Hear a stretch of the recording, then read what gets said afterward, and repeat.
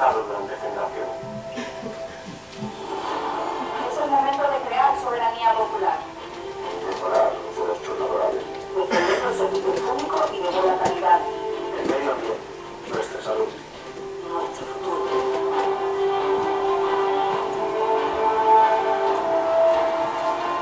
Hemos sacado a la luz las negociaciones secretas Hemos plantado cara al poder político. y destapado los intereses de las multinacionales. Hemos salido a las calles en cientos de ciudades. Reunido más de 3 millones de firmas. Movilizado a más de 2000 gobiernos municipales.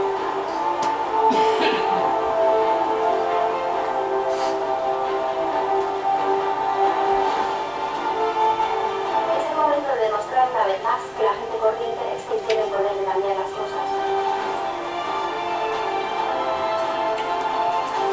Todas juntas. Todos juntos. Somos imparables.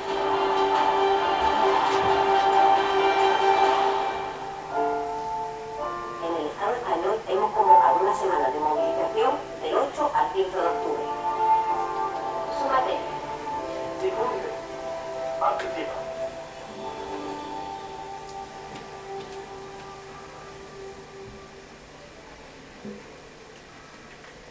Bueno, bienvenidos y bienvenidas a todos y a todas.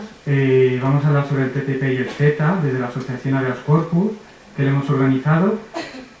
Para ello han venido a hablarnos sobre él Carlos Taibo, profesor de Ciencia Política en la Universidad Autónoma, Adoración Guamán, que ha venido desde la Universidad de Valencia para estar hoy con nosotros, y Carmen Merino, consejera de Greenpeace España y coordinadora del Grupo Educación.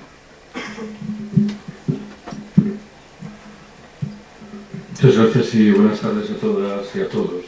Lo que entiendo que se me pide que haga en los próximos minutos es intentar escarbar en el TTIP, en el Acuerdo Transatlántico de Comercio e Inversiones, como una suerte de metáfora en la que quedarían recogidos muchos de los rasgos característicos del capitalismo de nuestros días.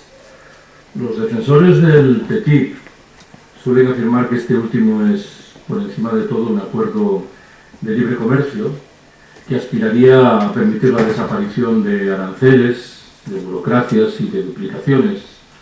Pero a mí me parece que la trastienda de ese acuerdo remite a algo distinto, al designio de las grandes transnacionales, en el sentido de homologar a la baja las legislaciones de los Estados Unidos y de la Unión Europea, de tal manera que aquella de esas dos que sea más beneficiosa para sus intereses sea la que se imponga.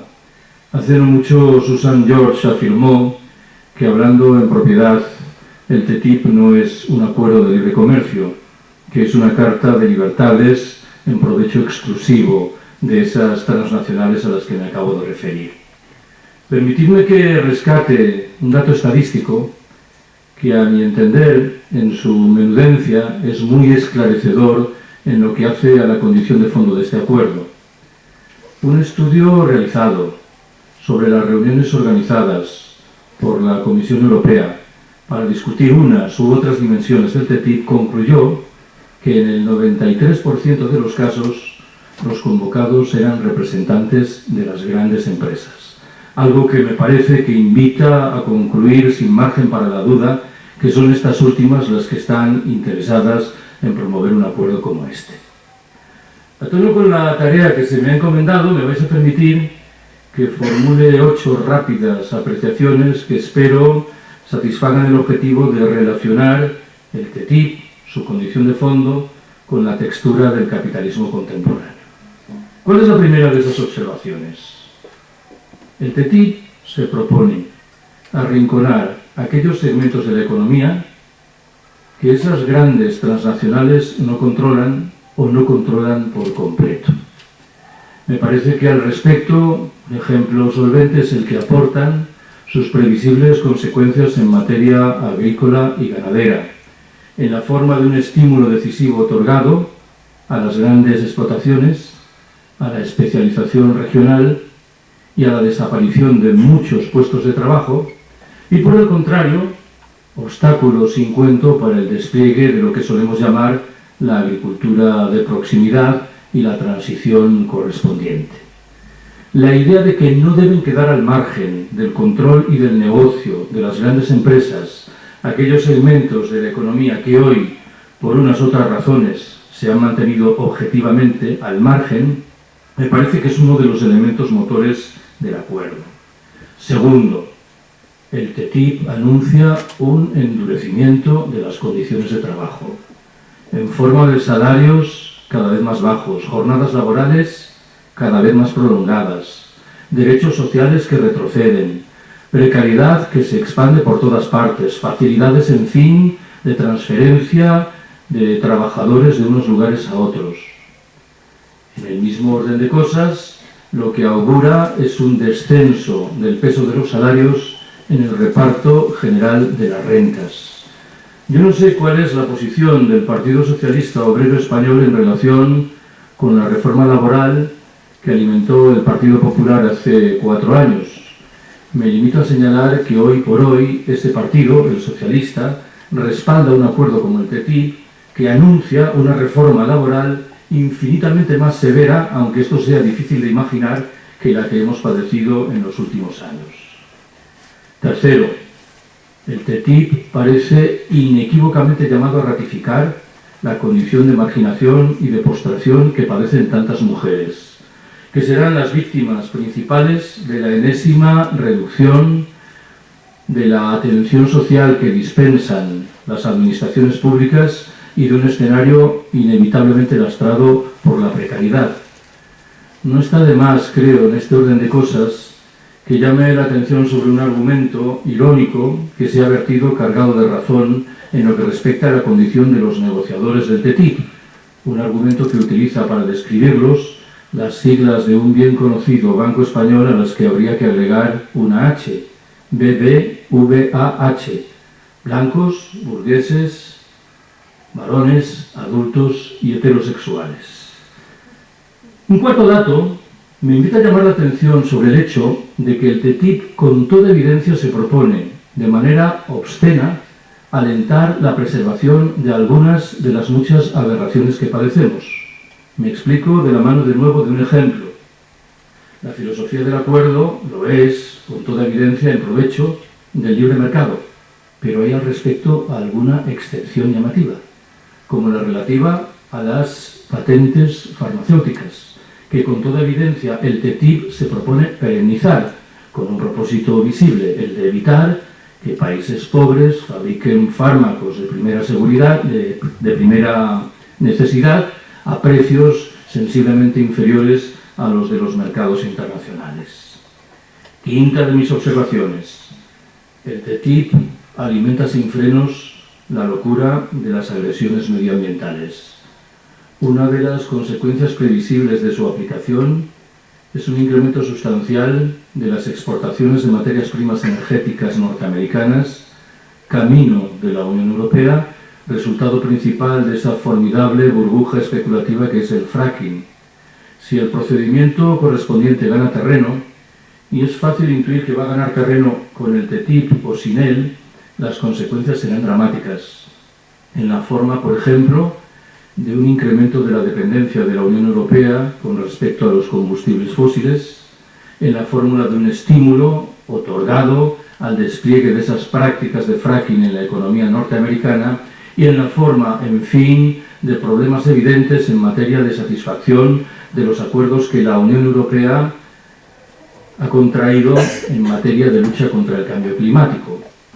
Quiero recordaros, por citar un dato estadístico, que según una estimación, en el caso, que admitiré que es improbable de que el TTIP se traduzca en el crecimiento económico que prometen sus partidarios, ello llevará aparejado la emisión a la atmósfera de 11 millones de toneladas adicionales de CO2 que darán al traste, lo repito, con todos los compromisos contraídos por la Unión Europea en lo que respecta a la lucha contra el cambio climático.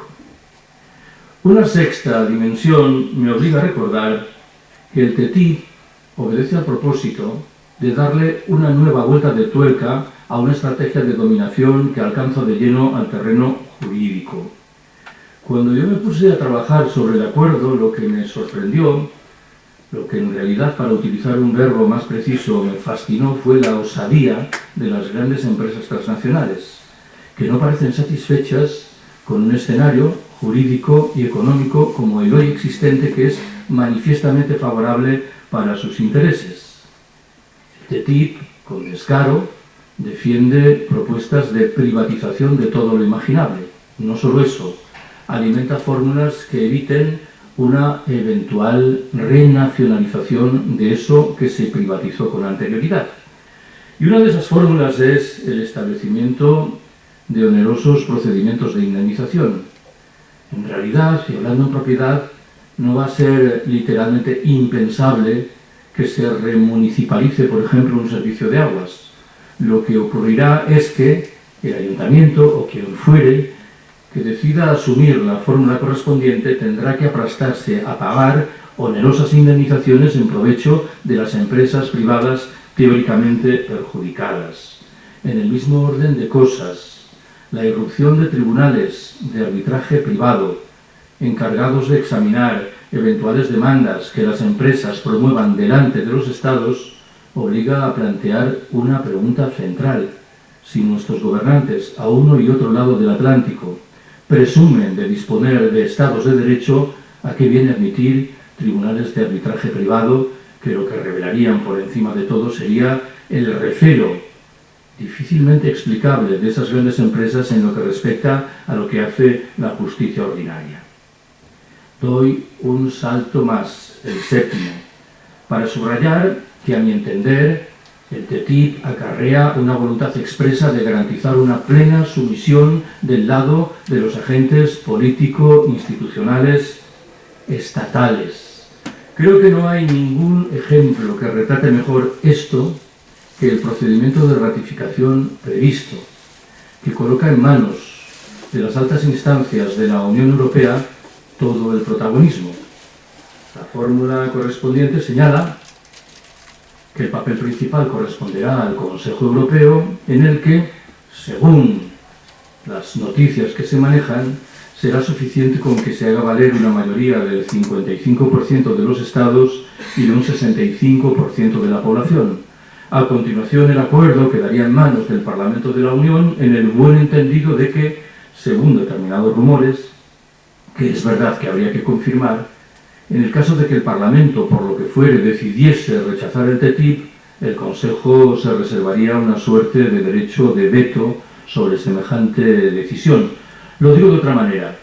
En este caso, según el proyecto oficial, no debería haber espacio para que se pronunciasen los parlamentos de los Estados miembros y menos aún las poblaciones de estos últimos a través de imaginables referendos. No solo eso, no se aplicará ninguna regla de unanimidad, que probablemente sabéis fue lo que generó problemas visibles en el caso de la mal llamada Constitución Europea hace 10 años, luego de que referendos populares como los celebrados en Francia, en Holanda o en Irlanda se tradujesen en un rechazo para ese texto legal que al final, no nos engañemos, se nos impuso prácticamente sin correcciones en la forma de lo que hoy conocemos como el Tratado de Lisboa. Octava y última de mis observaciones. Hay quien ha dicho con buen criterio que el TTIP es una especie de OTAN económica. ¿En qué sentido? En el sentido de que nada sería más ingenuo que concluir que es un acuerdo comercial neutro que aspiraría, sin más, a permitir un mayor desarrollo de las relaciones correspondientes. El TTIP lo que contempla, antes bien, es una suerte de guerra comercial contra las economías emergentes. Bien sabéis que conocemos cómo se inician las guerras, pero no sabemos cómo suelen terminar. En este caso, parece inevitable alimentar la tesis de que los perjudicados reaccionarán y que en un escenario de economía internacional globalizada, interdependiente, la reacción a buen seguro que tendrá efectos negativos sobre los propios países que decidieron asestar esa guerra comercial. Me interesa, por añadidura, subrayar que hay un acuerdo visible entre los detractores y los partidarios del TTIP en lo que hace a la idea de que los países más pobres del mundo se verán manifiestamente perjudicados por este último. ¿Por qué? Porque tendrán problemas evidentes a la hora de colocar sus productos en las economías tanto de los Estados Unidos como de la Unión Europea, o lo que es lo mismo, deben aprestarse a quedar encajonados entre las potencias coloniales occidentales tradicionales por un lado y lo que hoy llamamos las economías emergentes por el otro. Permitidme que vaya concluyendo con algunas observaciones de carácter muy general. Primera de ellas, una tentación que está ahí y que se deriva del hecho de que la legislación de la Unión Europea comúnmente es preferible en comparación con la legislación de los Estados Unidos, es la que conduce a idealizar las prestaciones de la propia Unión Europea. Sabéis probablemente que desde hace tiempo corre por ahí una distinción que separa dos grandes modulaciones de capitalismo.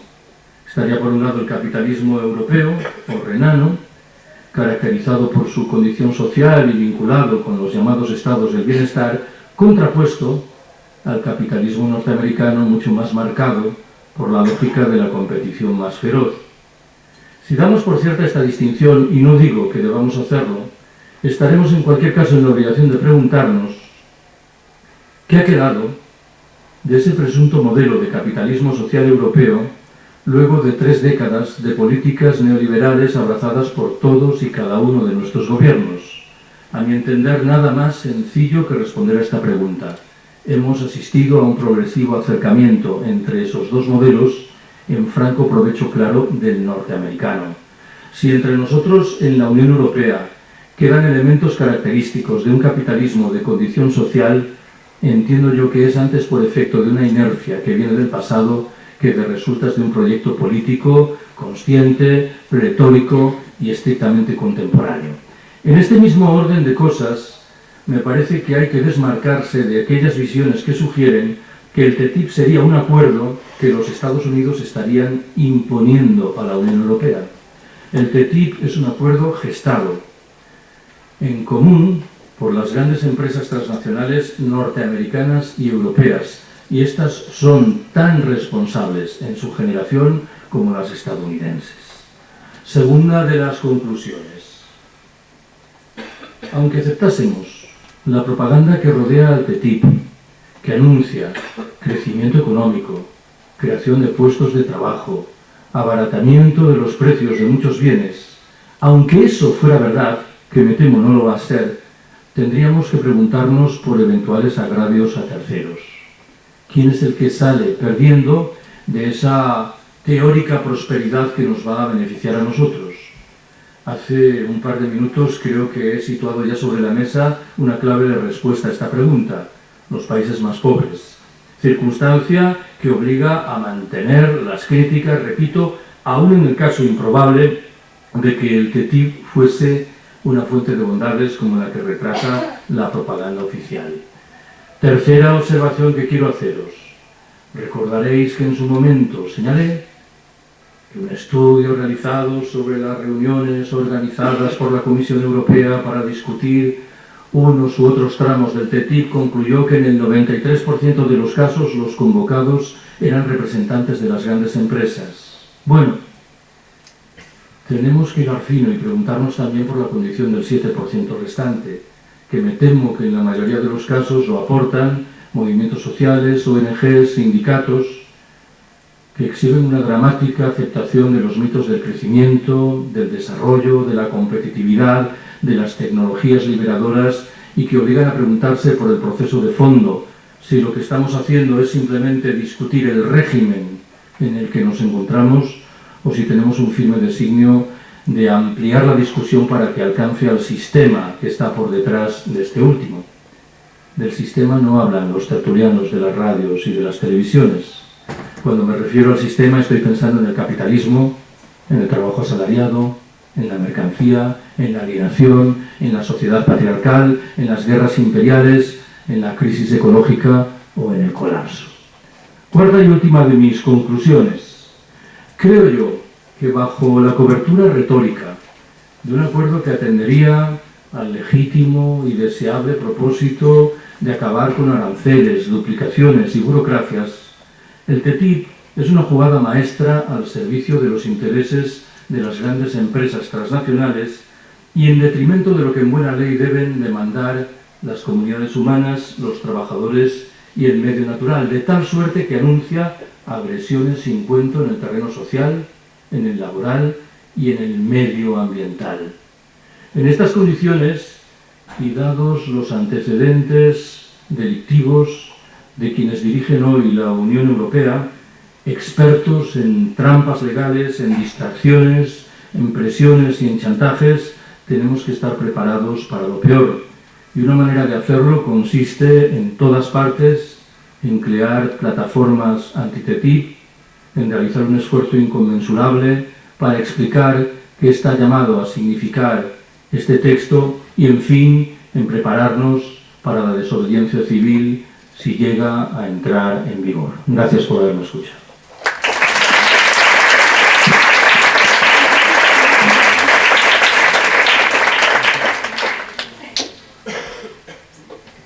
Buenas tardes.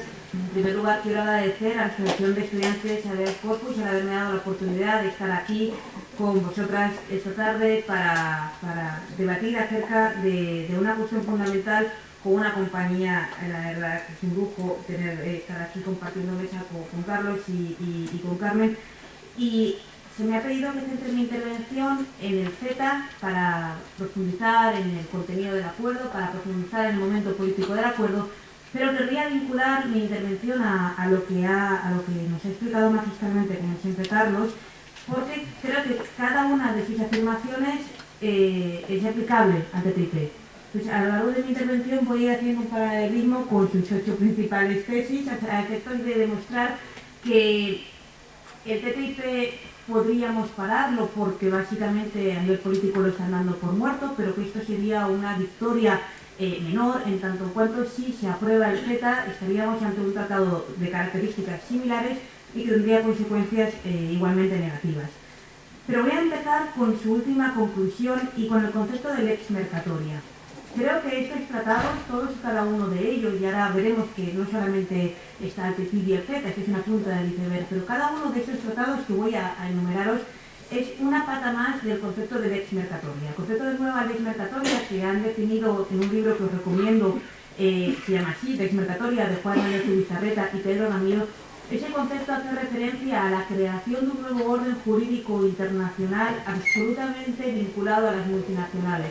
Un nuevo orden de impunidad de las multinacionales para situarlas por encima de la ley y del control estatal que les permite, como por ejemplo con los mecanismos de tribunales de arbitraje, acabar encontrando caminos para situarse por encima de las normas estatales, por encima de las normas que rigen los derechos, sean tratados internacionales, sean normas incluso estatales. Y ahora veremos algunos ejemplos. Por tanto, tengamos en la cabeza que en realidad, como señalaba Carlos, todos estos tratados forman parte de una estructura más amplia y que se vincula a esta voluntad de otorgar todo el poder a las multinacionales y disminuir nuestra capacidad, y luego como ciudadanos y ciudadanas, para decidir sobre lo que nos atañe, y de los estados para legislar y hacer cumplir la ley. Bien, como os decía, el TTIP y el CETA son la punta del iceberg. Es cierto que gracias al TTIP hemos conseguido movilizarnos, hemos conseguido crear redes y hemos conseguido que se hable de estos tratados sobre los que nadie hablaba hace un año y medio, y evidenciar que está negociándose otro tratado, que es el de Canadá, el CETA, y también otro tratado que es el TISA, el Tratado Internacional de Servicios, que se está negociando actualmente en Ginebra. Quiero llamar la atención sobre el TISA porque, bueno, muchos sabréis, habéis estudiado comercio internacional, que hay un tratado de servicios internacional negociado en el ámbito de la OMC, que es el GATS, y por tanto nos preguntamos, ¿por qué están negociando otro tratado de servicios si ya hay uno? Bueno, están negociando otro tratado de servicios porque lo negocian bajo la batuta de Estados Unidos, y el tratado que está negociándose en secreto en Ginebra. Solo sabemos del TISA por las filtraciones de Wikileaks. En la página web de la Comisión no hay ninguna información. Es un tratado orientado a la privatización de servicios públicos fundamentalmente y a la absoluta liberalización de servicios, que según la última información que tengo, pretende ser aprobado en diciembre. ¿Por qué están acelerando el TISA absolutamente en secreto? Bueno, porque ven claro que el TTIP va a pararse, o por lo menos a derivarse su aprobación. El TTIP se está dando por muerto, lo habéis oído, la socialdemocracia alemana, tanto fundamentalmente la alemana, pero también la francesa y otros partidos socialdemócratas alemanes se han pronunciado en contra del TTIP. ¿Por qué de repente hay un giro en esta política de los distintos partidos socialistas a nivel europeo? Bueno, muchos mantenemos que esto es una cortina de humo. que en realidad cuando hay un giro de algunos sindicatos vinculados a la socialdemocracia alemana y del ministro de Economía alemán o del primer ministro francés diciendo no queremos el TTIP porque no da suficientes garantías de que no se van a vulnerar los derechos de las mayorías sociales, lo que están haciendo con una mano es no el TTIP y con la otra van a firmar el CETA, y están apoyando el TISA. Con lo cual tengamos claro que esto es un movimiento de estrategia política a nivel europeo, en el cual por un lado la socialdemocracia dice no al TTIP para evitar las consecuencias negativas que podrían derivarse en las próximas elecciones alemanas y francesas, pero por otro lado se está apoyando el CETA. Voy a explicar un momento cuál es la situación política actual del CETA. El tratado con Canadá se empezó a negociar mucho antes que el TTIP y su negociación se cerró en 2014. En 2014 el texto estaba cerrado, pero pasó 2 años de revisión jurídica y conocimos el texto final en febrero de 2016 y la traducción al español llegó en julio. A partir de ahí se está intentando abrir su proceso de aprobación, pero esto que parecía ser un camino fácil está convirtiendo la verdad en un camino bastante tortuoso. ¿Por qué? Bueno, porque como ya estábamos, la sociedad civil fundamentalmente, alertas contra el TTIP, ha sido fácil también movilizar en contra del CETA y porque algunos Estados miembros han estado expresando posturas contrarias. ¿Posturas contrarias por qué? Bueno, desde cosas que parecen menores, pero que ha llevado, por ejemplo, el gobierno griego, en principio se posicionaba en contra del CETA porque la denominación de origen CETA, el queso, no estaba protegida dentro del tratado. Nos puede parecer una cosa menor, pero esto llevó a que las negociaciones se pusieran difíciles hasta que la Comisión Europea ha metido el CETA y parece que esto ha conllevado que el gobierno griego está apoyando el tratado. Pero otros gobiernos como Rumanía o Hungría, Rumanía o Bulgaria, por el tema de las visas con Canadá. Hay un momento, digamos, de dificultad política en el seno del Consejo, pero además la Comisión lo que ha hecho con respecto del CETA es intentar que se apruebe y que entre en vigor rápidamente. Y aquí entronco con otra de las cuestiones que decía Carlos sobre la aplicación de estos tratados. Se nos dice que estos tratados son democráticos porque en realidad se van a aprobar por órganos que tienen la consideración de democráticos, aunque para nosotros creo que llamar a la Unión Europea como afirmar que las instituciones europeas son democráticas significa aceptar que un parlamento como el Parlamento Europeo, de mediado y con funciones evidentemente inferiores a los parlamentos estatales, cumple con nuestros estándares democráticos. Yo creo que no, pero bueno. El CETA y el TTIP y estos tratados tienen que aprobarse, según la Comisión Europea, en el ámbito de la Unión Europea, por el Consejo y por el Parlamento. Según la Comisión Europea, la tesis que ha mantenido siempre es que solamente necesita la aprobación en estas instancias, en el Parlamento y en el Consejo, porque se refieren a materia de comercio e inversión y esta materia tiene competencia exclusiva de la Unión Europea. ¿Cuál ha sido la postura de los juristas críticos y de las movilizaciones, etcétera? No solo es así, tanto el CETA como el TTIP y cuando venga el TISA como el TISA están tocando materia que pertenece a los Estados miembros, entonces por principio de subsidiariedad debe votarse en los Estados miembros. La batalla jurídica fue larga y al final la Comisión en septiembre propone que el CETA sea votado también en los Estados miembros. ¿Por qué hace esto la Comisión? Bueno, porque los Estados miembros estaban cabreados y porque sabía que en Consejo se iba a montar una buena bronca si evitaba que los Estados miembros se pronunciaran.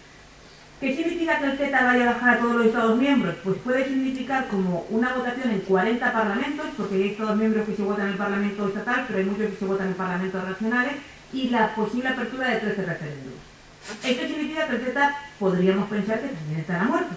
Pero ¿cuál es el plan B de la Comisión? Bueno, esto puede ser un proceso largo, como 5 años, cuando bajan los parlamentos estatales pueden pasar 5 años, pero en el ínterin vamos a hacer que entre la aplicación provisional. Y ahí es cuando ya entra la quiebra absoluta de todo principio democrático. ¿Qué es la aplicación provisional? Es una técnica que se utiliza mucho con ese tipo de tratados que consiste en el tratado entra en vigor una vez se aprueba a nivel europeo. Y ahora diréis, pero si tiene que aprobarse en los Estados miembros, sí, pero provisionalmente y hasta que finalice el proceso de ratificación se aprueba en el Consejo y en el Parlamento y automáticamente entra en vigor. Y esto es lo que está pasando con el CETA. De manera que el momento político actual es el día 18 de octubre se lleva la discusión del CETA a un Consejo de Ministros de Comercio. Si ese Consejo de Ministros de Comercio el día 18 de octubre le da el visto bueno al tratado, ese tratado se firmará simbólicamente con Canadá el 27 de octubre. A continuación se pasará al Parlamento Europeo. Si la socialdemocracia del Parlamento Europeo decide apoyar el CETA, y todo parece indicar que sí, porque Alemania y Francia han dicho que sí, Hay algunas parlamentarias, sobre todo belgas, que han dicho que no, pero bueno, las españolas están encantadísimas. Tenemos una de las cheerleaders del TTIP y del CETA, es una diputada española, que está encantadísima con este tratado, haciendo campaña a favor. Bueno, pues si la Socialdemocracia dice que sí, y el Parlamento Europeo, pese a la posición en contra del grupo de la Izquierda Unitaria Europea y de los Verdes, el Parlamento Europeo aprueba el CETA entra en vigor.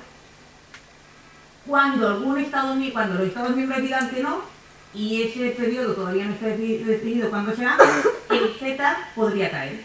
¿Qué ha pasado con todo este periodo donde el CETA ha estado en vigor? Bueno, pues todas las consecuencias jurídicas que haya provocado el CETA se mantendrán.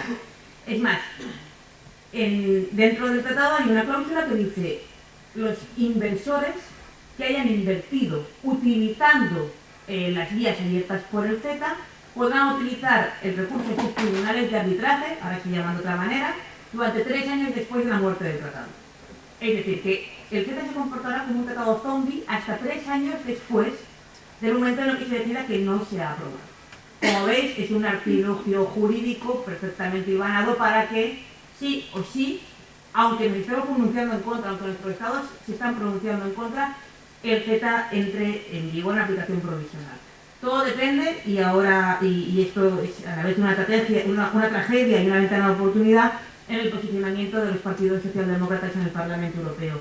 Si hay una manera de parar esta aplicación provisional, está desde luego en que la movilización popular fuerce a que los partidos socialdemócratas reculen y no lo aprueben en el Parlamento Europeo. Y nos queda muy poco tiempo, por eso es tan importante esta semana de movilización. Pero decía que esto no es todo, que hay muchos otros tratados. La Unión Europea lleva años firmando otros tratados de este estilo, con otras zonas geográficas, y no les hemos hecho ningún caso, ni desde la movilización social, ni desde las izquierdas. Cierto que sí, hay organizaciones especialistas trabajando en este tema, pero no los conocíamos. Con países asiáticos, con América Latina, con la región del Mediterráneo, con países de África. La Unión Europea lleva tejiendo esta red de tratados y hasta ahora no les habíamos prestado atención porque nunca los habíamos firmado con alguien que tuviera una economía más desarrollada, entre comillas, que la nuestra.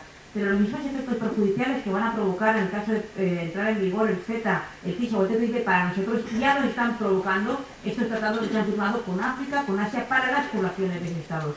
Por tanto, abramos también los ojos a que el problema no es el TTIP o el CETA. El problema es la política que está llevando la Unión Europea, una política, como he dicho, una política de nueva OTAN económica, una política de imperialismo, una política de imposición de la ley mercatoria, de imposición de la impunidad de las multinacionales, de imposición de la utilización de tribunales de arbitraje para conseguir congelar o controlar la política legislativa de otros estados. Estos son esos tratados y no solamente el TTIP y el CETA o el TISA, también los anteriores. Bien, Carlos comentaba que el TTIP iba a tener una serie de consecuencias. En primer lugar, arrancar las áreas de la economía de las grandes las áreas de la economía que no controlan las multinacionales por las de servicio, endurecer las condiciones de trabajo o una especial orientación por las mujeres. Las mismas las va a tener el CETA y las voy a relatar en el tiempo que me queda, vinculando a lo que también me ha pedido, que son las consecuencias del CETA y del TTIP sobre los derechos laborales y sociales. En primer lugar, tenemos que tener claro que todos los tratados sin excepción, de comercio y de inversión, y más estos que son de nueva generación, porque implican también unos mecanismos de cooperación reguladora, todos los tratados tienen consecuencias para el empleo y para los derechos laborales. ¿Por qué? Porque cuando tú firmas un tratado de comercio y de inversión, lo que estás dando es movilidad al capital. Cuando el capital puede moverse libremente y las empresas pueden elegir dónde colocar su producción y su inversión, lo que van a hacer es utilizar las condiciones laborales como un factor más para ganar dinero, de manera que se van a colocar allí donde sea más barato producir, allí donde paguen salarios menores, allí donde tengan condiciones laborales menores, y que esto les reporte un beneficio. Si los estados no hacen nada y no ponen barreras, este dumping social lo que provoca es una situación de competitividad en los estados, lo que se llama competitividad reguladora, que acaba produciendo una carrera a la baja. Es decir, cuando yo quiero atraer la inversión, ¿cómo lo hago? ¿Cómo lo está haciendo España para atraer la inversión extranjera? A base de ir por los suelos los estándares laborales, rebajar salarios y pretender convertirnos en el mercado laboral más barato de la Unión Europea. Esto es una técnica estupenda utilizada por el Partido Popular para empobrecernos a todas y tirar nuestros estándares laborales al suelo. Es en realidad lo que está detrás de esos tratados en materia de derechos laborales. Si se aprueban estos tratados, en cuestión de derecho laboral, vamos a ver, por tanto, que se produce el dumping social, que hay una carrera a la baja de estándares laborales y que esto provocará que lo que ha comentado Carlos, nuestros derechos sociales vayan a la baja. Pero además se va a provocar el desempleo, una subida del desempleo. La Comisión Europea desde el principio ha dicho que esto va a crear empleo. No hay ni una sola experiencia de integración internacional que se pueda demostrar que ha creado empleo. Y mirar al NAFTA. El NAFTA, la integración entre Estados Unidos, Canadá y México, ha provocado desempleo en los 3 países integrados. En particular en México ha provocado desempleo porque ha destrozado el campo, ha destrozado la zona rural. Y en Estados Unidos y en Canadá ha provocado desempleo porque las empresas se han deslocalizado fundamentalmente a áreas donde se han establecido las maquilas. Si sabéis cómo funciona una maquila, son estructuras de producción de manufacturas que funcionan importando materias primas, utilizando los aranceles bajísimos, producen en México lo que es la mercancía y directamente la exportan para venderla fuera. ¿Qué tipo de mercancía? Fundamentalmente el textil. ¿Quién trabaja en el textil? Las mujeres. Si miramos la experiencia de integración latinoamericana a nivel comercial, vemos que en aquellos países donde se ha firmado estos tratados de comercio hay una vinculación directa entre la explotación y la precarización de la mano de obra femenina en sectores destinados a manufacturas y la firma de estos tratados. La creación de maquilas está muy vinculada al deterioro absoluto de los derechos laborales de las mujeres y a la firma de estos tratados. Pero además, estos tratados también atacan o van a provocar una rebaja de los derechos laborales por la vía de los servicios. Como un ejemplo. Cuando una empresa norteamericana quiere venir a prestar un servicio aquí, ¿se puede traer a su personal? Sí puede, pero lo tendrá más fácil con esos tratados porque estos tratados van a permitir lo que se llama el modo 4. El modo 4 del servicio es el cuarto modo de prestar servicios, es decir, una empresa norteamericana puede venir aquí trayendo su plantilla.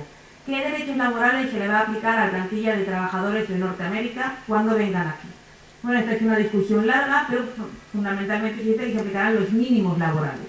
Esos mínimos laborales son salario mínimo interprofesional y no necesariamente el de convenio, así que son convenio erga omnes.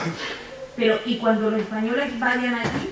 Bueno, teniendo en cuenta que Estados Unidos no ha ratificado el convenio 82 y el 87 y el 98 de la OIT, que son los convenios relativos a libertad sindical y a negociación colectiva, podemos pensar que, como está pasando ahora, en Estados Unidos se puede vulnerar los derechos de negociación colectiva, libertad sindical y de huelga de trabajadores españoles desplazados allí por empresas españolas, aunque nosotros sí que hayamos ratificado este tipo de derechos. Pero aún va más allá. Todo el tema de servicios públicos que se afirma que no se va a tratar en el CETA y en el TTIP, en realidad sí que se van a ver afectados. Yo creo que este es el gran botín que buscan las empresas. Abrir zonas que actualmente están al abrigo de la competitividad empresarial, que le siguen prestando por lo público, y abrir estas zonas a la instalación de empresas. Mirad, en el TTIP y en el CETA, la cuestión de los servicios se regula mediante un mecanismo que se llama lista negativa y lista positiva. No me quiero poner muy técnica porque es un poco rollo, ¿sí? Pero lo que significa la utilización de la lista negativa para servicios es yo liberalizo todo, excepto lo que los estados pongan en una lista que queda al abrigo de la liberalización. Esto es un procedimiento criminal porque en realidad siempre ha funcionado al contrario. Los estados cuando hacen tratados para liberalizar servicios lo que hacen es poner en común, poner en una lista aquello que quieren liberalizar y el resto no se toca. Claro, cuando tú inviertes el procedimiento se liberaliza mucho más rápido porque se liberaliza todo menos lo que tú proteges. Si miramos las reservas que ha introducido España en el CETA o en el TTIP, son vergonzosas. El Ministerio de Economía español lo está vendiendo muy barato. Si las comparamos con Francia o con Alemania, Francia y Alemania han introducido reservas para proteger aspectos como el campo, aspectos como la salud, aspectos como la educación, y España no. España, en materia de educación, solo educación privada. Es decir, ¿qué requisitos les ponemos a las empresas que prestan educación privada en Norteamérica o en Canadá cuando quieran venir a España? Lo que ha hecho España es poner una reserva frente a las 5 que ha puesto Francia. Cuando venga una universidad privada estadounidense a querer instalarse aquí, tendrá que pasar un test económico. ¿Que interesa o que no interesa? Da igual, un test de viabilidad económica. Esto, por supuesto, toda la liberalización de servicios afecta también especialmente a las mujeres, y esto en el CETA se ve claramente. Tanto como usuarios como sustitutas, la menor, cuando se limita el ámbito protegido y ofrecido por los servicios públicos, quienes acabamos tardando con ellos, normalmente somos las mujeres. Voy a acabar con la última de las cuestiones que afectan a trabajo, que puede afectar directamente al trabajo. Bueno, quedan dos, que afectan directamente a nuestras condiciones laborales y sociales. El tema de la contratación pública. El objetivo de la Unión Europea con el TTIP era que Estados Unidos abriera su mercado de contratación pública a las empresas europeas. Esto no va a ocurrir. Estados Unidos no va a abrir su mercado de contratación pública. Nosotros sí. Nosotros sí que lo tenemos abierto. Lo que puede pasar, y lo que las predicciones de muchísimos estudios universitarios, de profesores universitarios frente a los pagados por la Comisión, es que, como nosotros tenemos nuestro mercado de contratación pública abierto, y las pymes de Estados Unidos y de Canadá son más potentes que las nuestras, se provoque un efecto de llamada, de venida de pymes estadounidenses y canadienses aquí, que desplazan nuestras pymes. ¿Quién está dando el mayor cantidad de empleo? ¿Quién genera empleo en Europa? Las pymes, el 67%. Si desplazamos a las pymes de su núcleo de actuación fundamental, que es el mercado estatal o como mucho el mercado europeo, al dejar entrar a las empresas estadounidenses, y nuestras pymes no pueden ir para allí porque no tienen la misma capacidad exportadora, ¿qué va a pasar? Evidentemente, ¿quién va a acabar pagando patos en las pymes y por tanto el empleo que generan? Pero además, con respecto a la contratación pública, lo que hace el TTIP es evitar la posibilidad, o decir la posibilidad de que en estos tratados se incluyan cláusulas sociales. Sabéis, y lo hemos visto en el Ayuntamiento de Madrid, por ejemplo, que estos tratados incluyen que actualmente en la contratación pública se pueden incluir poco a poco cláusulas sociales y ambientales. Con el TTIP y con el CETA se va a limitar mucho esta cuestión. Y acabo con se nos dice que el CETA y el TTIP incluyen mecanismos de protección a la inversión extranjera, los tribunales de arbitraje, pero modificados, y que se ha introducido un mecanismo modificado que protege el derecho estatal regular, que no es tan malo como el que era. Está demostrado que todos los mecanismos de protección de la inversión extranjera tienen un impacto sobre los derechos sociales y ambientales. Y os voy a poner un último ejemplo. El caso Veolia. El caso Veolia, una empresa francesa, Veolia, se instala en Alejandría, realiza una inversión en Alejandría, en Egipto, para proveer el servicio de aguas del ayuntamiento. Egipto decide subir su salario mínimo interprofesional mediante ley, y la empresa decide que esta subida al salario mínimo interprofesional le perjudica porque ya no va a tener tantos beneficios, en tanto en cuanto tiene que subir el salario de los trabajadores, como cualquier otra empresa del país. ¿Qué hace la empresa? Demanda el Estado diciendo que le tiene que indemnizar por esta merma de beneficio que supone el que el Estado haya aprobado una subida del salario mínimo interprofesional. Esta es la dinámica que siguen las empresas multinacionales utilizando los mecanismos de producción de inversor o Estado. Esto no se va a poder evitar con el actual texto del CETA y con el TTIP, por mucho que nos digan que se ha modificado y que ahora mismo hay un mecanismo modulado.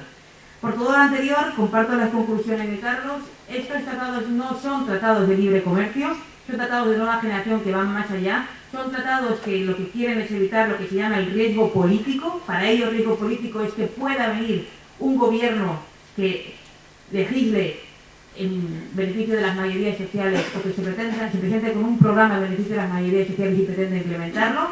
Para evitar este riesgo político nos pone una armadura jurídica que ya no es solamente los tratados de la Unión Europea, que ya son bastante armaduras, sino también ahora mismo el TTIP, el CETA o los que se quieran aprobar.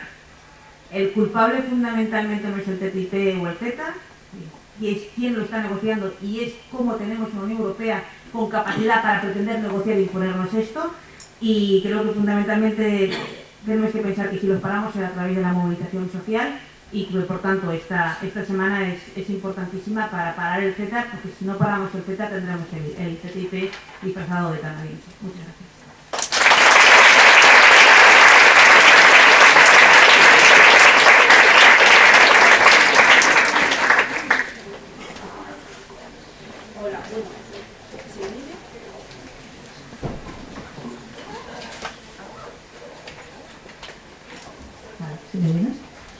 Bueno, la verdad es que después de la intervención de mis dos compañeros, poco me queda por decir sobre cada uno de los tratados.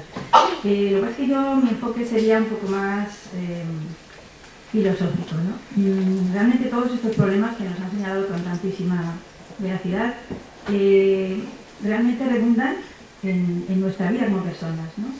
Greenpeace quiere informar a la gente de lo que está pasando, a la gente de la calle, de una forma o de otra. Sabéis que, recientemente se han citado unos documentos de Greenpeace Holanda y hemos hecho una campaña. Estuvimos en Madrid, en la Puerta del Sol, pusimos nuestra mesa informativa con unos títeres que eran los políticos, bueno, el simbolismo era que los políticos se dejan llevar por las fuerzas de los títeres, ¿no? Que son realmente las grandes multinacionales.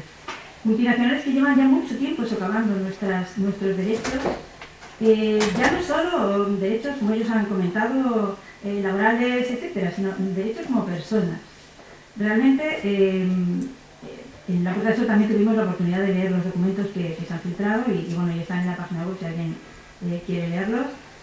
Y nos hemos subido con pancartas para que la gente lo vea. ¿Qué es esto del TTP? Unas pancartas en las Torres Kio. Un poco, Greenpeace pone el punto de información a la gente de la calle, porque realmente todo esto, como ha sido tan secreto, ha tenido un secretismo absoluto desde que se inició a mediados de los años 90. Realmente esto la gente no lo conocía casi. Se está poniendo un poco en manos de la ciudadanía, me ha encantado este vídeo previo porque es que está en nuestras manos. Está en nuestras manos porque nosotros somos los que podemos negarnos a que nos traten como si fuéramos títeres, igual que lo están haciendo los políticos. Si nosotros el día 15 vamos a la manifestación, y es una manifestación masiva, es muy posible que consigamos algo. Si no vamos, desde luego no. Bueno, como os digo, como ellos prácticamente han dicho todo sobre el tratado, los tratados CETA y TTIP, yo me centro un poco, sobre todo a nivel medioambiental, en el tema del cambio climático.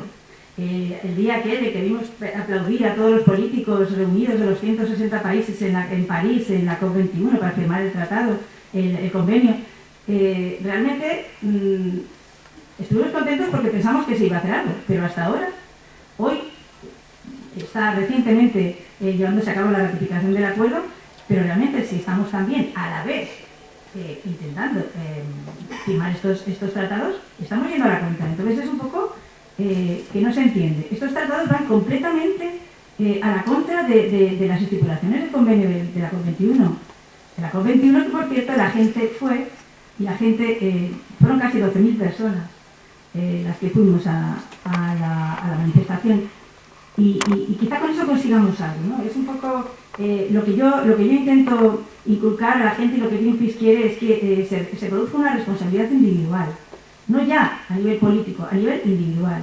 Porque hace poco hubo una reunión de varias mesas relativas a vivienda, pobreza energética, medio ambiente y movilidad. Y las 4 mesas llegamos a una conclusión clara, todas, que a nadie nos gusta la sociedad que tenemos. Es muy significativo. O sea, realmente no nos gusta cómo vivimos, las cosas que se nos está obligando a hacer para sobrevivir, sin ni siquiera darle importancia realmente a lo que la tiene, ¿no? A esa confianza entre personas que también se está perdiendo, a lo que están favoreciendo estos tratados y estas continuas agresiones a la unión entre las personas. Ya se ha visto claramente, lo decía Carlos y lo decía también Adoración, que realmente las personas se están sometiendo a una serie de cosas que pueden protestar y que lo podéis hacer el día 15 con una pancarta, con un apoyo, que estéis ahí.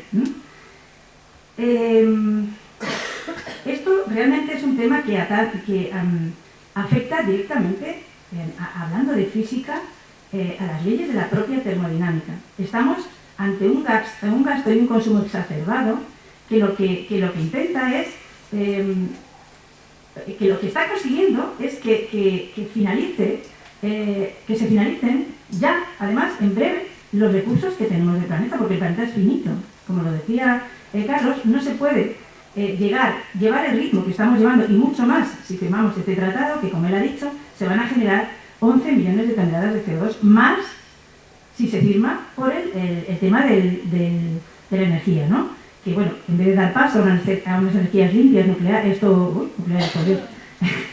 renovables, y parar con los combustibles fósiles, porque bueno, os podéis meter en la página del IPCC, son los expertos en cambio climático de la ONU, que nos dicen claramente que se tiene que quedar bajo tierra el 80% no sé qué porcentaje es exacto, pero muy alto, de los combustibles fósiles que quedan bajo tierra, si queremos no sobrepasar los 2 grados de temperatura.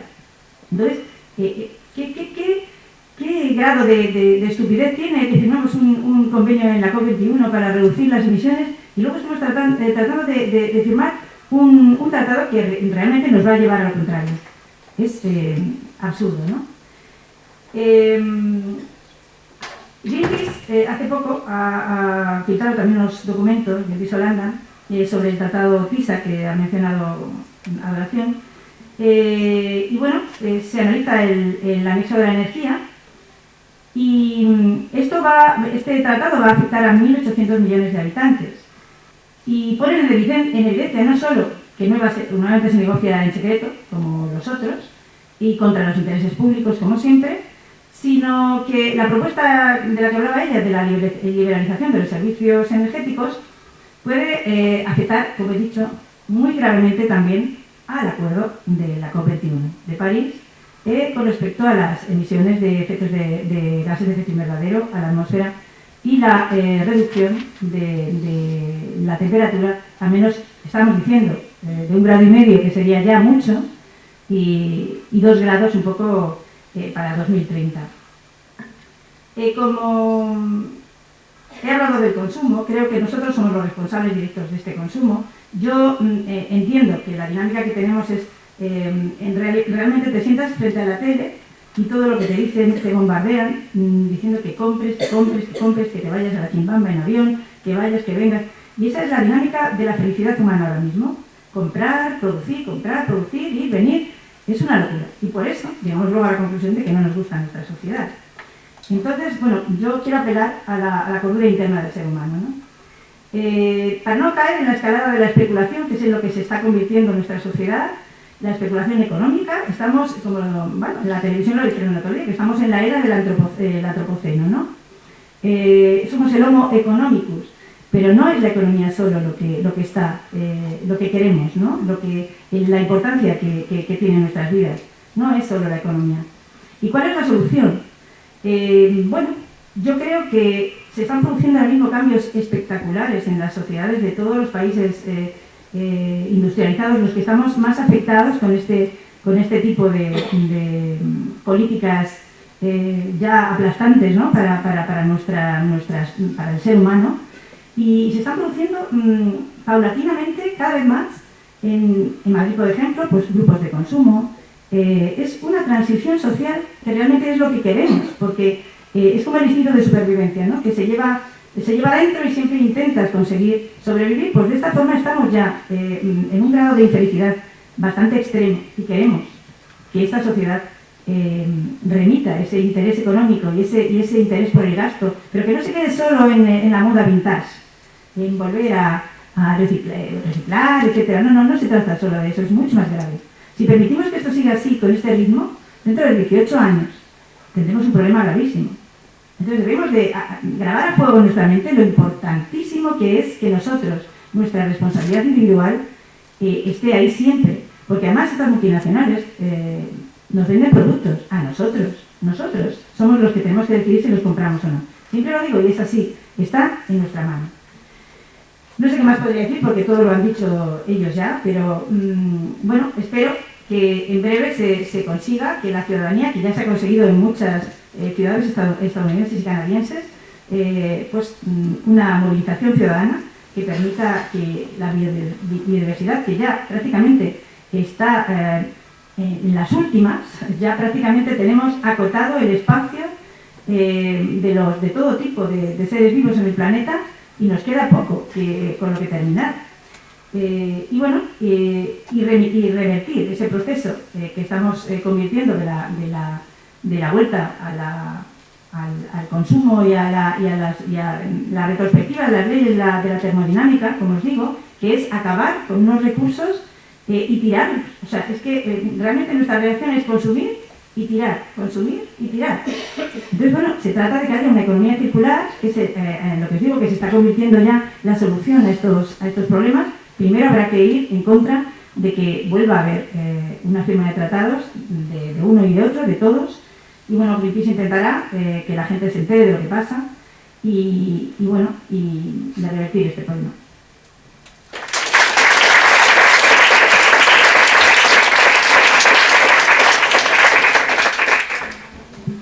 Ahora se va a abrir un turno por si queréis preguntar o tenéis alguna duda y y irán contestando.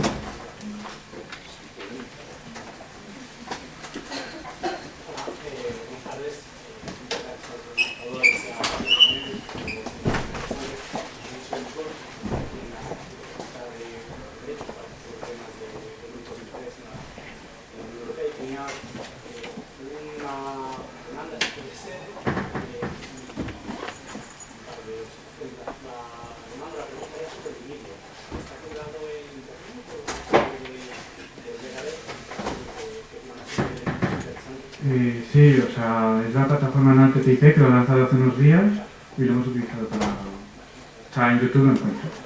Y el comentario sobre la creo que un comentario y una pregunta.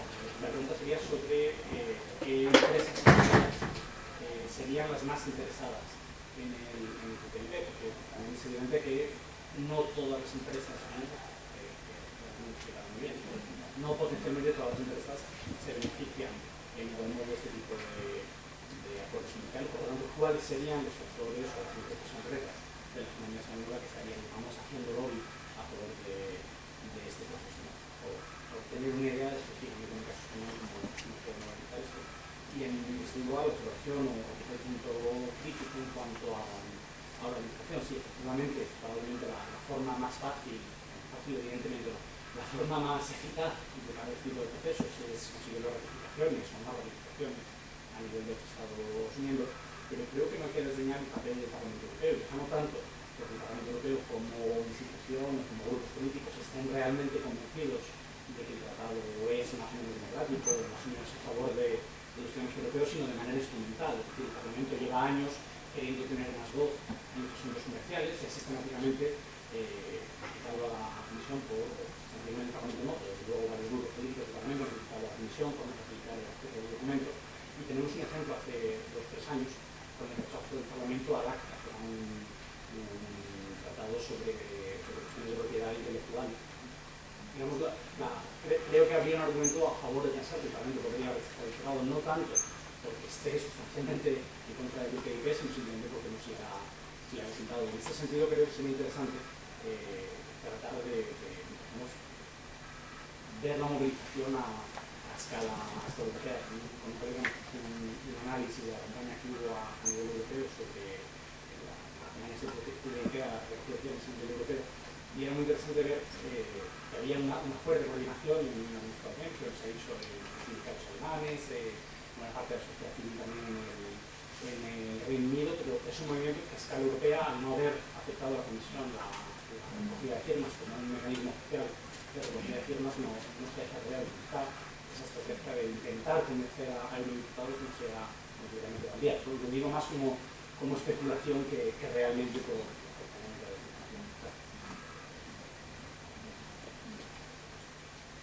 empezando por el final.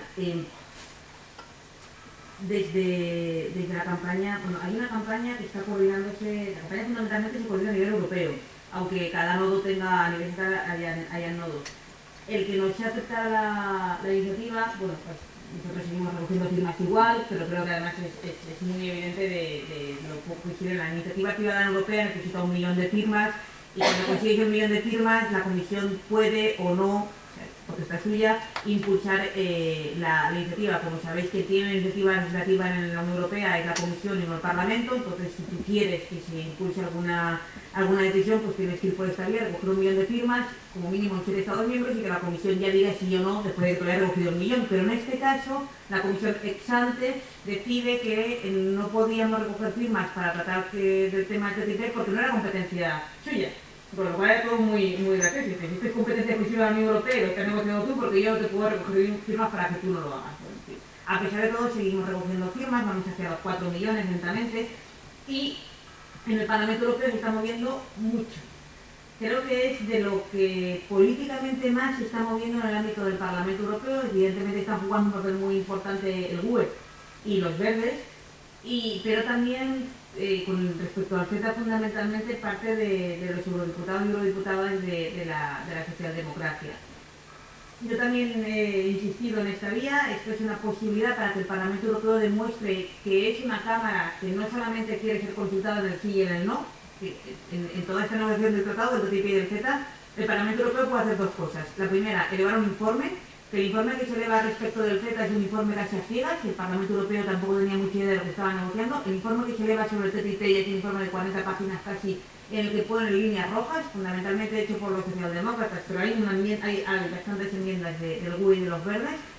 Y yo creo que el Parlamento Europeo se le está pinchando por la vía que decía exactamente. Es la oportunidad para que el Parlamento reivindique su postura. No puede ser que la Cámara, que se supone que es de representantes de la ciudadanía europea, solo tenga que decir sí o no. Pero claro, tal y como estamos tratados, se ha visto, el Parlamento Europeo acaba siendo siempre esta página, esta Cámara de mediada y un poco caja de resonancia. Pero aún así vamos hacia la línea que dices, y el análisis que hiciste, la verdad que sería muy interesante para la campaña conocerlo.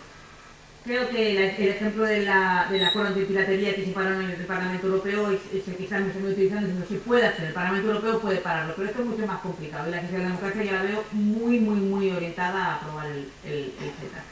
Con respecto de los lobbies, yo la verdad es que desconozco qué empresas españolas están detrás, porque realmente de la lectura de las reservas introducidas por España, que es donde más se detectan los lobbies, no hay ninguna reserva que me llame especialmente la atención. Me llaman la atención las que no están, pero de las que están en la línea de reservas. Veterinarios, ambulancias, colegios de abogados, colegios de arquitectos, que en España no están y en el resto sí, cosa rara. Es decir, España no ha protegido específicamente ninguna profesión, ningún sector o ninguna profesión liberal que no haya protegido en el resto. Y si tú miras el conjunto, y esto el Corporate European Observatory está haciendo trabajo sobre esto, se ve claramente que los grandes lobbies de los despachos de abogados, los grandes, porque veterinarios también, ambulancias también, residencia de tercera edad también, hay sectores que están muy protegidos frente a la liberalización y otros que no. Yo creo que es más interesante ver a nivel Alemania. En Alemania está muy claro, por ejemplo, al negociar aranceles, que los aranceles de los coches han sido de los que más ha protegido la Unión Europea frente a los aranceles de la agricultura, lo cual evidentemente ha mosqueado mucho a las asociaciones de agricultores, pero es que realmente ha habido un intercambio de cromos entre una bajada entre la agricultura, por ejemplo, y la contratación pública. Ha sido público la negociación de, bueno, yo te voy a bajar aranceles en agricultura sin el resto de trabajo de contratación pública.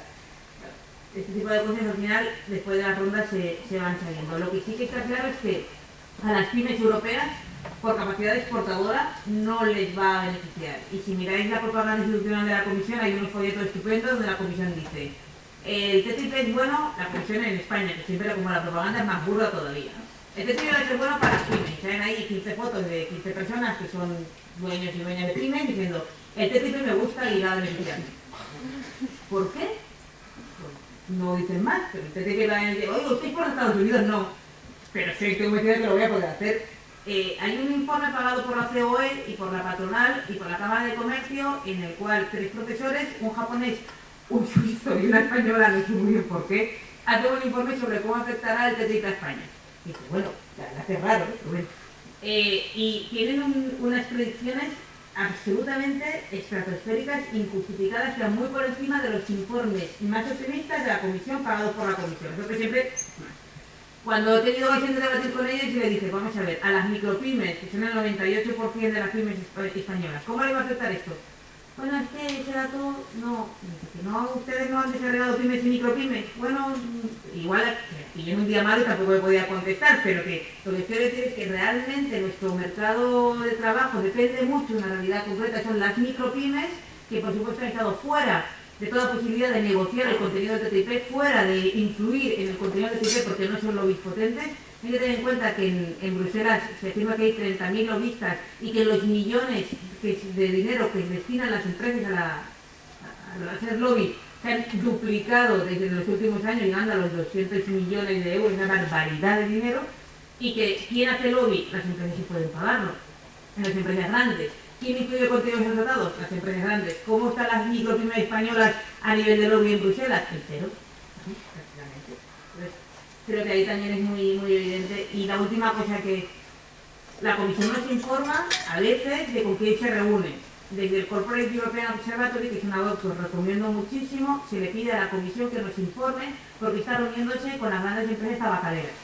Y en particular porque tiene contacto reiterado con Philip Morris a la hora de negociar el TTIP. La Unión Europea le dice, bueno, voy a cumplir el reglamento de 2001 de transparencia y te voy a dar la información sobre mi reunión con Philip Morris. Y les da un informe que hace público, en el cual está como una especie de acta de la reunión con todo tachado en negro, donde se ve hola, buenos días, ¿no? Y 4 cosas más, y el resto tachado en negro porque era información sensible.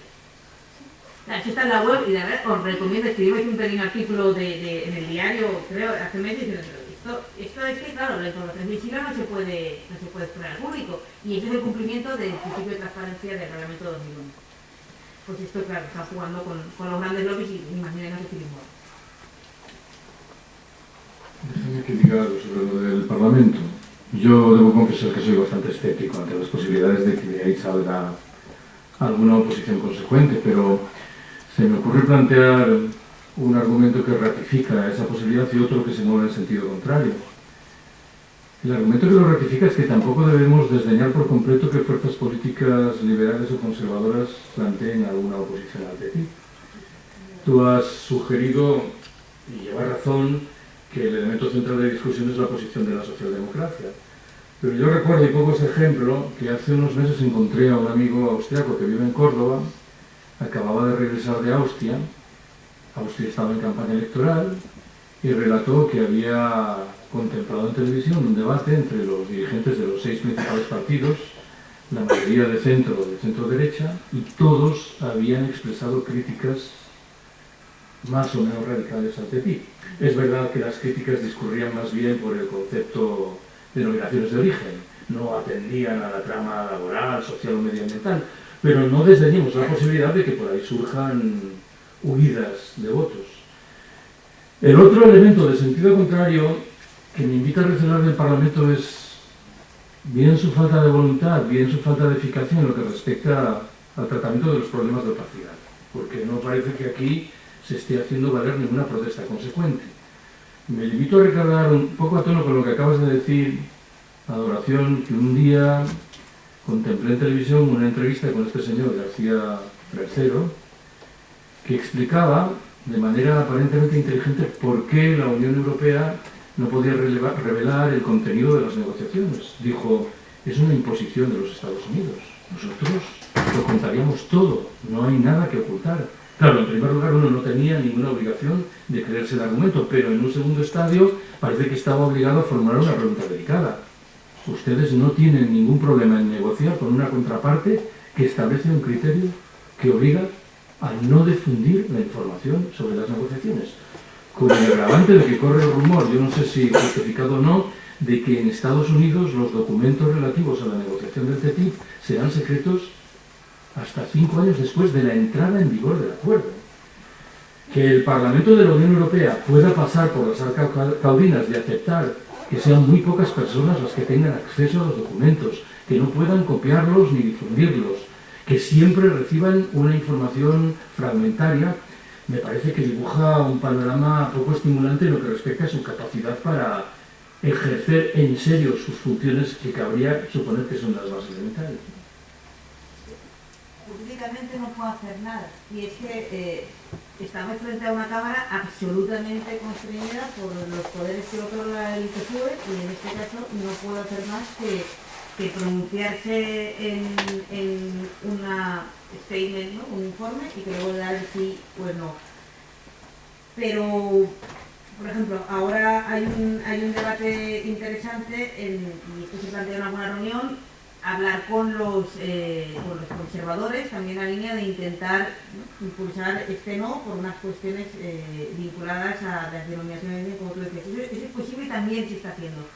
Pero por peso político, yo creo que, y porque en el Estado español, por ejemplo, hay partes del Partido Socialista que en los ayuntamientos, incluso en algunas comunidades autónomas, están votando en contra del CETA y del TTIP, creo que es donde hay que utilizar nuestro poder en la base, nuestro poder en la comunicación, nuestro poder con el tú a tú para intentar decir a la gente, aunque sean las bases, en nuestro caso del PSOE, oye, lo que están firmando es una barbaridad. Yo iba más por ahí, ¿no?, de intentar que la movilización aquí pudiera llegar a tener algún tipo de repercusión y movilizar al Partido Socialista, pero no debería de ser firmado, pero también es un desideratum propio. Y luego está el tema de la extrema derecha. La extrema derecha se ha posicionado en contra del TTIP, por unas razones absolutamente diversas a las nuestras y, bueno, pues vamos a vernos votando con Anne Le Pen.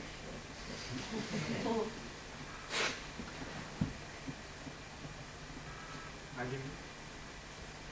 Sí, yo tengo dos preguntas. Bueno, gracias por las palabras muy interesantes. La primera es, nos has hablado de los derechos laborales de las personas, pero ¿cómo va a afectar el TTIP y el CETA con respecto a los derechos de los animales? Esa es la primera. Y luego la segunda es, con respecto a la regulación alimenticia, ¿cómo va a afectar el CETA y el TTIP a la alimentación, a la regulación alimenticia en todos los países de la Unión Europea? Y en especial el tema de los transgénicos, al final, ¿en qué ha quedado?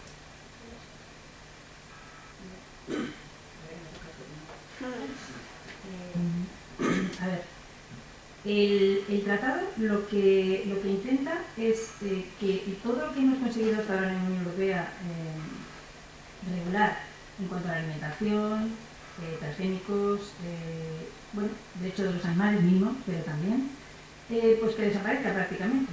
Nos tenemos que situar a la baja con la legislación americana, con el caso de TTIP, ¿no?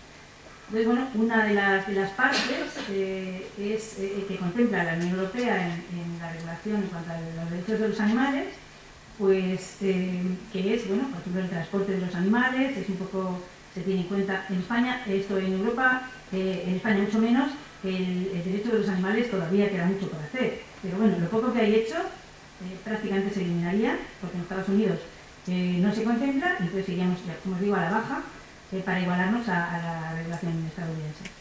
En cuanto a los transgénicos ahora mismo en Europa, en algunos lugares está por ver, pero en principio no los tenemos. Pero, bueno, sabéis lo que son los transgénicos, son modificaciones genéticas de algunos elementos que nosotros no estamos en contra, como hace poco se filtró que los científicos estaban 100 científicos, no sé qué noticia dieron, estaban en contra de Greenpeace porque iba en contra de los derechos de los niños, o no sé qué dijeron, porque no estábamos por la labor de que fuera el arroz transgénico el alimento cotidiano de los niños de la India y que sobrevivieran de esa manera. Es que realmente nosotros estamos en contra de que esto sea, esta repartición de alimentos que se haga así. A los niños de la India les damos el arroz con vitamina A y que les zurcan, mientras nosotros nos seguimos alimentando y tirando la comida un tanto por ciento elevadísimo. Por una parte eso.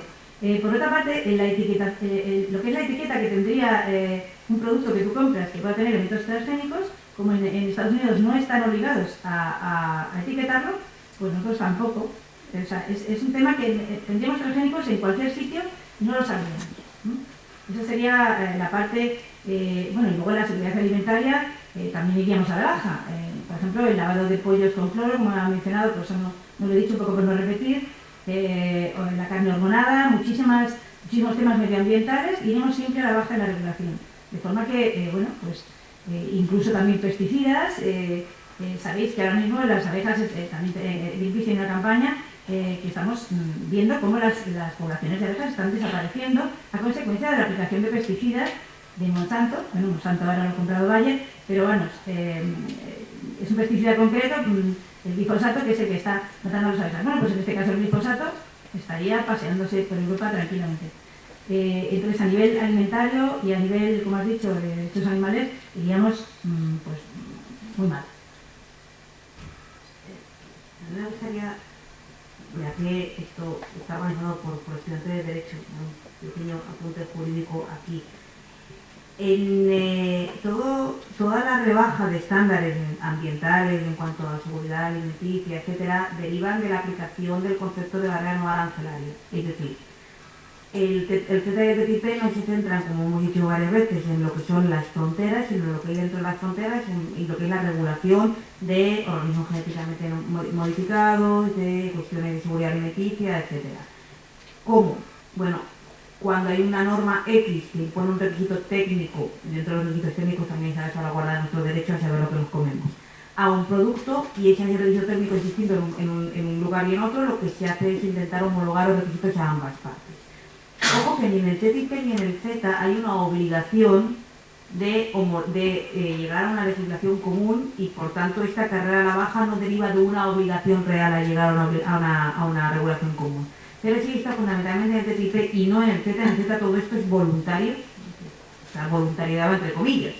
Pero en el TTIP hay procedimientos, digamos, más obligatorios y lo que se va a utilizar fundamentalmente es el reconocimiento mutuo. El reconocimiento mutuo es súper peligroso porque significa yo te reconozco tu norma técnica, tú me reconoces la mía como válida y por tanto sí que se puede acabar produciendo una carrera a la baja. Es decir, que como tus productos van a entrar aquí con una etiquetaje menor que le supone menos costes a la empresa, al final mis productores van a intentar forzar a que mi gobierno rebaje. Pero como obligación de rebajar directamente no la vais a encontrar en ninguno de los tratados. Sencillamente esta obligación deriva de la imposición de mecanismos que van hacia esta voluntad de eliminar barreras no arancelarias, fitosanitarias y técnicas. Una cosa también importante es que parece que la Unión Europea todo esté perfecto a nivel de organismos genéticamente modificados y que todo vaya a llegar por el TTIP, pero como sabéis en las últimas reformas de la directiva también se están trabajando estándares ya y la Unión Europea al rebufo del TTIP ya va rebajando sus estándares en materia de normativa ambiental. Pero lo último, con el tema del todo el pollo, etcétera, en el TTIP parece que han intentado evitarlo porque se montó tuvo mucha resonancia. ¿No os acordáis de un diputado de la Asamblea Francesa con el pollo dando golpes encima de un pollo muerto, claro, pero dándole golpes de que esto va a pasar, este pollo que tiene denominación de origen, yo no me lo voy a poder comer porque lo van a traer limpiado con cloro de Estados Unidos? La Comisión Europea dice esto no va a pasar nunca, pero de facto, como ha hecho realmente en el CETA parece que sería posible porque en el capítulo de estándares fitosanitarios entra el tema de la evaluación científica. Y con esto acabo.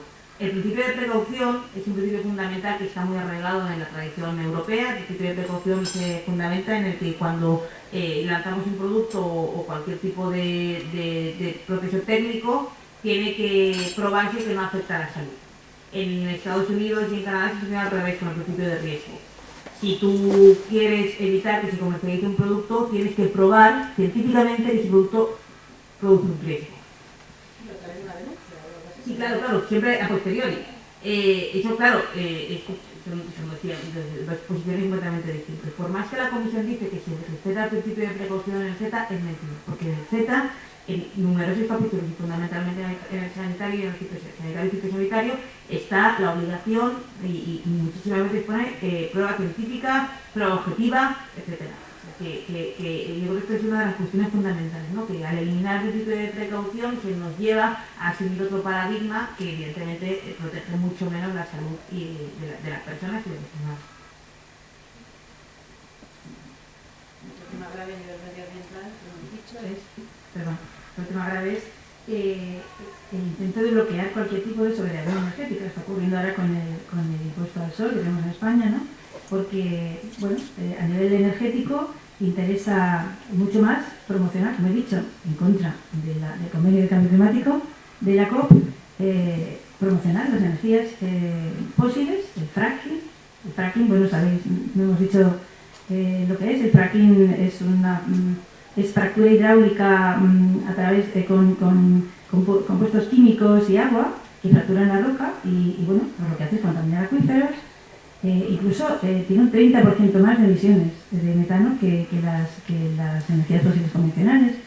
Y sin embargo, pues van a estar presentes, como lo están en Estados Unidos ahora mismo, a la orden del día, queramos o no, ¿no? Ese sería otro tema grave. Has hablado de temas alimentarios, pero en temas energéticos tenemos también un gran problema, ¿no? Si queréis añadir algo, porque vamos a terminar ya, que está llegando ahora. ¿Alguien más? ¿No? Vale, pues muchas gracias por venir. Recordaros que el 15 de octubre, el sábado, es la manifestación a las 6, de 6 a 9, de Atocha Cibeles, que la organiza la plataforma NanoTTIP. Y cualquier cosa, bueno, tenéis la página web y les escribís, contactáis con ellos y esperemos que nos aprueben. Muchas gracias.